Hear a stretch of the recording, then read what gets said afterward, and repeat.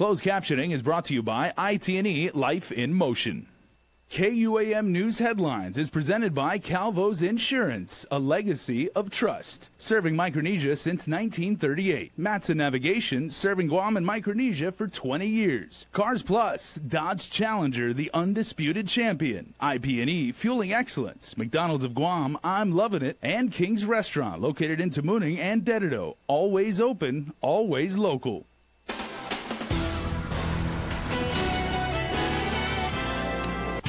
Tonight, 2 drug kingpins have been sentenced in federal court. Frustration served in the Sanchez High School cafeteria. And if you want to talk about tax refunds, we'll tell you where you need to be on Thursday. Hapaday and good evening to everybody watching us live on KUAM TV 8 as well as Facebook Live and Instagram. Thanks so much for joining us tonight. Well, a pair of drug kingpins responsible for bringing hundreds of thousands of dollars worth of methamphetamine from the state of Nevada to our island have been sentenced in a district court of Guam. Crystal Paco has our top report. One man will serve life behind bars. The other will serve over 24 years imprisonment. Both are responsible for bringing hundreds of thousands of dollars worth of methamphetamine from Nevada to Guam.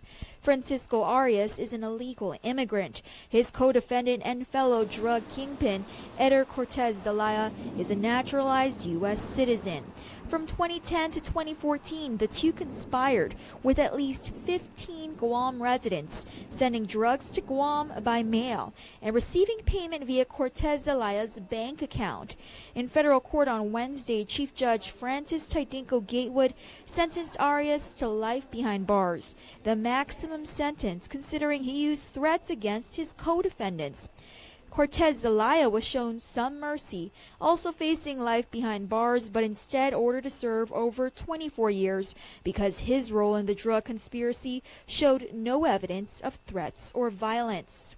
According to federal agents present at today's hearing, the street value for meth in Nevada at the time of the crimes was anywhere from $30 to $70 per gram. In Guam, the street value for a single gram of the drug would cost you $500. The case uncovered a total of 616 grams. That's a street value of $308,000. The chief judge added today, quote, "All of these drugs have impacted so many citizens of Guam. It's clear to the court that you and Mr. Arias were the kingpins to this very big enterprise," end quote. Reporting for Guam's News Network, I'm Crystal Paco. More game room robberies to report again in Dedido. Security video captured 2 masked men rushing into the OK Fun game room around 3:30 this morning. The pair held the cashier at gunpoint before loading the cash into a bag and taking off in what appears to be a black SUV. And then about a half hour later, police responded to another robbery at the Winster 2 game room just off Route 16. Details of that incident have not yet been released. It's also unclear if the 2 robberies could be related at this time.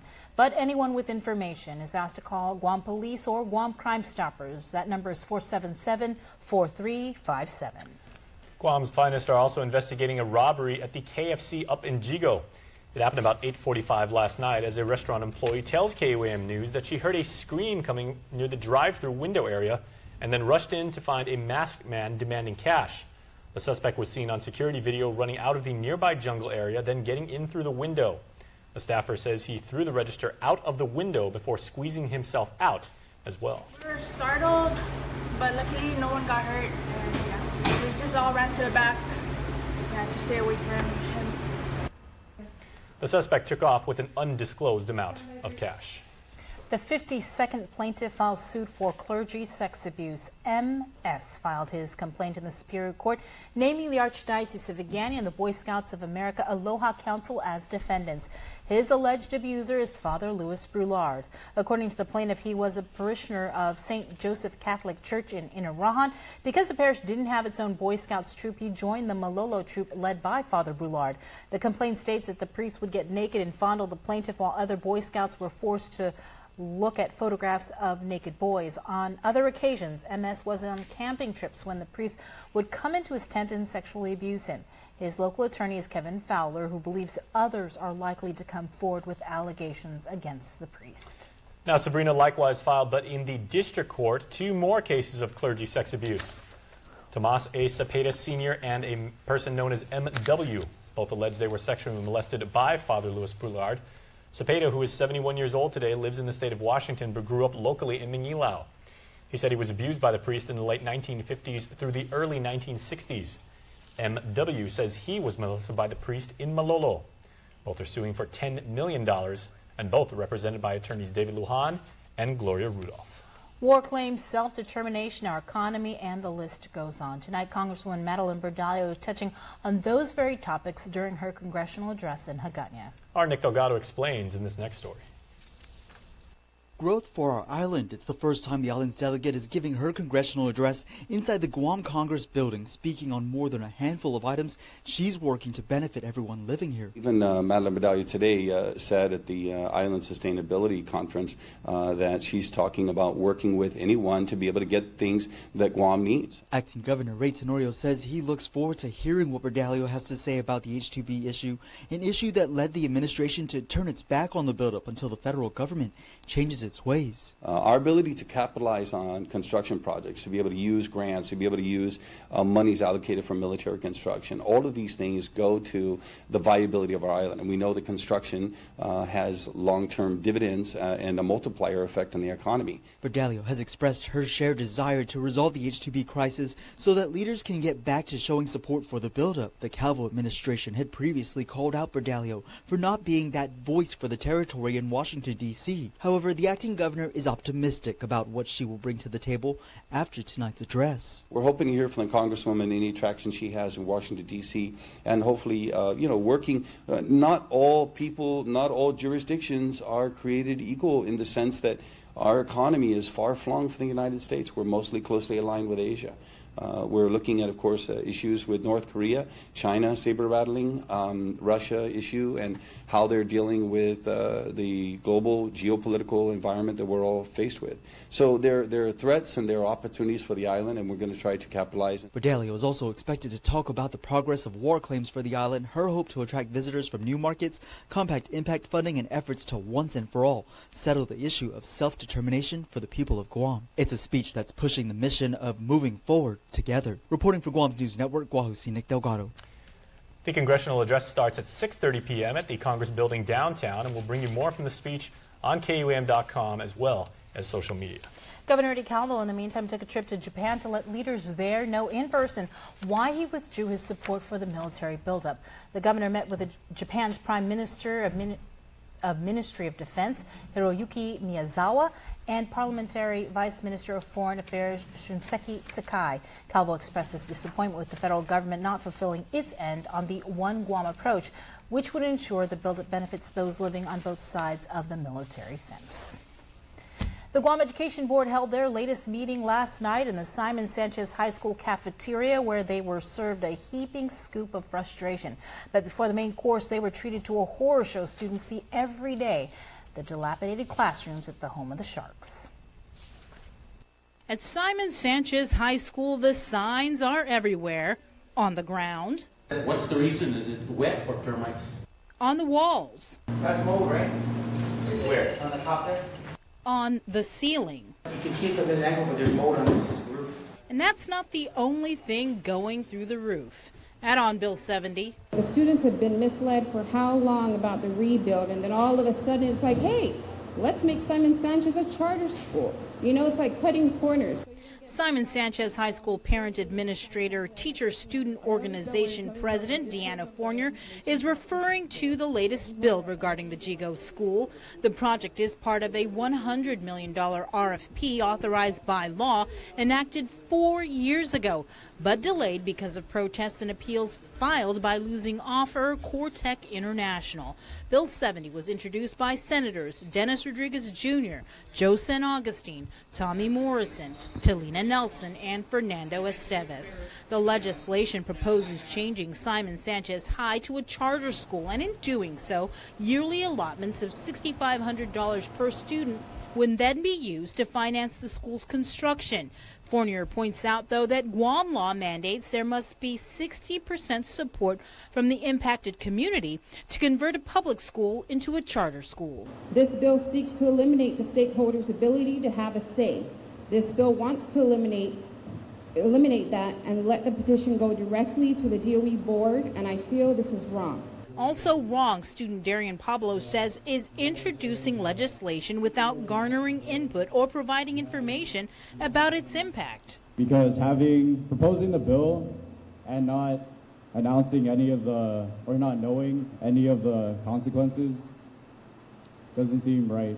It was clear frustration was on the menu in the cafeteria, and GEB non-voting member Franklin Perez appeared to be serving the main dish when referring to the charter school board and the legislature. Who was watching the board when they went to Dusatani and spent $10,000 to go on a junket training and enjoy breakfast and dinner? I was asked by the chair of the education board to hold my tongue. Well, I was for a while. But let me say this, and this is to the senators that are here. Why are they not here at this meeting tonight to even speak to their bill? We should add one of the co-sponsors of Bill 70 was at the meeting, a former GEB member and now committee chair on education, Senator San Augustine. If the people of Jigo don't want the school to be a charter school, then I won't support it either. Even though I'm part of the team that introduced it, the only reason why it was introduced is to give an option. The board did not provide a position on the bill and instead will wait until a May 2nd town hall meeting to gather input on the legislation from the community. The meeting will be held at the Jigo campus at 6 p.m. Jigo Mayor Rudy Metanani, in the meantime, has the backing of his colleagues on whatever the outcome will be from the town hall meeting regarding the fate of Simon Sanchez High School. The Mayor's Council of Guam passed a resolution this morning showing their support. My motion is for all the mayors and the vice mayors to support me in supporting my constituents up there and what they want, how they want to continue.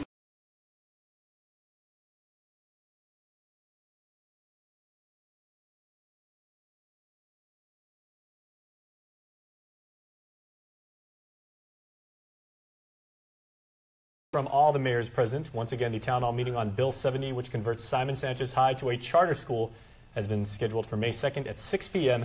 at the Jigo campus. Stay tuned. We are back with more news after the break. There are more ways to experience KUAM news than any other source on Guam. Download the app for your Apple or Android device for 24/7 news, sports, videos, and important news alerts. Guam's first app for Apple TV. All available now from the App Store. Have you gotten paid yet? That's the premium automatic insurance deduction plan from Calvo's Insurance. Paid simplifies your home and auto insurance. No down payment. No more long lines. And you can stretch your payments up to 12 months. Paid is convenient. It deducts from your payroll, your checking account, or your credit card. With Paid, you get up to 65% off your car insurance and enjoy lifestyle club discounts. Life can be easy. Petition against ITNE's $80 plan. Docomo's $79 plan comes with 6 gigs. ITNE's $80 plan comes with 20. GTA's $80 plan comes with 10 gigs. Better, but you get twice as much at ITNE. ITNE has the best network and the data to back it up. Get unlimited talk and text and 20 gigabytes for $80 at ITNE. Oh, and if you bring your own device, get 40 gigs. Get more during our spring clearance event going on now at Cars Plus and Mighty. Inherit that go-anywhere attitude with the legendary rugged Jeep Wrangler 4x4 of the decade. For a limited time only, enjoy savings of $2,500 off. Or go beast mode and save up to $5,000 off Ram trucks, voted Guam's best 2 years in a row. Plus, well-qualified buyers can get 0% financing. Get to Cars Plus today for quick and easy financing during our spring clearance event. Cars Plus, driven by you. There's no place on Guam like Chuck E. Cheese's. It's tons of fun with so many games, and parties are a blast, where everyone has fun. Come and party at Chuck E. Cheese's Guam. Call and book your party today. Enjoy an afternoon under the sun for the USO's 8th annual Golf for Our Heroes tournament presented by title sponsor GTA. Golf alongside USO Guam's top supporters, volunteers, and members from our military community on Thursday, April 20th at the Onward Talafofo Golf Course. Join us on the green for a chance to win some epic prizes, including 2 United Airlines round-trip tickets to Asia or Micronesia. We thank the community of Guam in supporting USO's mission to connect service members to family, home, and country. See our website or call for more details. Connect with KUAM News. Find us on your favorite social media platform. Follow us and stay in the know with Guam's news leader. The governor's tax refund bill goes up for a public hearing tomorrow. It authorizes the issuance of general obligation tax and revenue anticipation notes and provides tax refunds owed to the people much faster. Ray Tenorio, in his capacity as acting governor, presides over the hearing. He's also invited members of the legislature to be part of the panel as they will hear testimony from the public on the measure.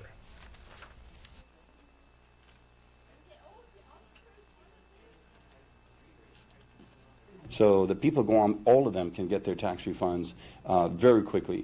That's assuming, of course, the legislature and the majority acts on the bill. And when I say act, that doesn't mean gavel in and gavel out and not do anything about it. The people of Guam deserve better. Public hearings at 5:30 at Adaloop. They also requested for the legislature to hold a special session in late April to vote on the refund bill. Well, the Mayor's Council is preparing to face off with Senator Talina Nelson in Bill 50, legislation removing gambling devices at the Liberation Carnival and other fair activities. Here's Angel Sablan, the Executive Director of the Mayor's Council of Guam.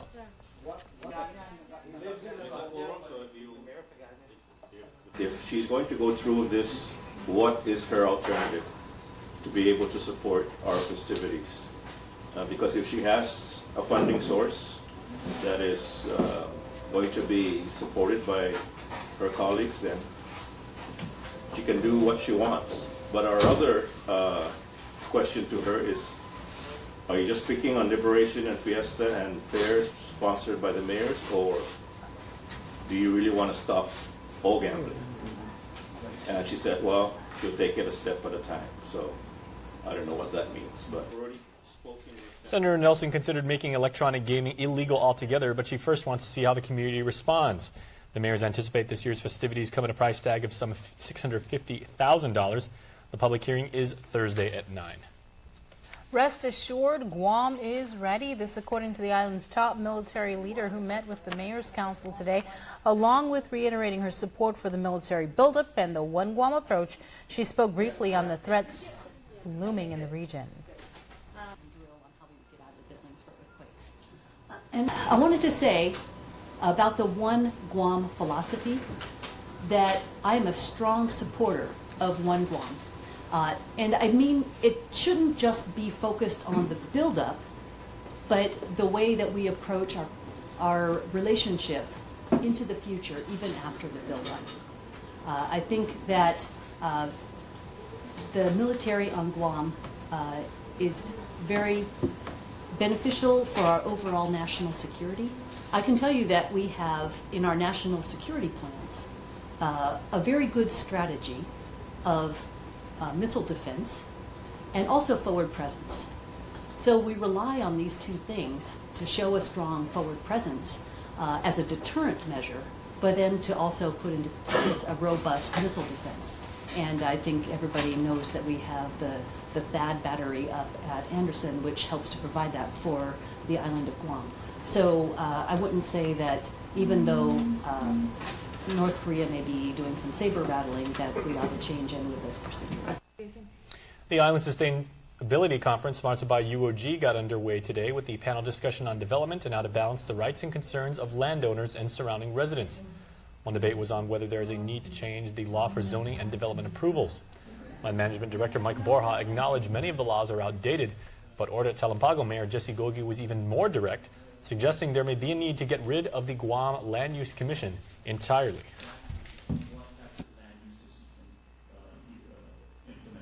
Okay, thank you very much. Now, you know, do the laws need to be changed? I think so. Do they need to be fundamentally changed? I think so. And I think we've evolved to a point where these decisions can be handled and can be done at the community level, or by the people that are going to be impacted. Villagers say the Pago Bay Marina Resort would be too big and disruptive. The conference continues through Friday.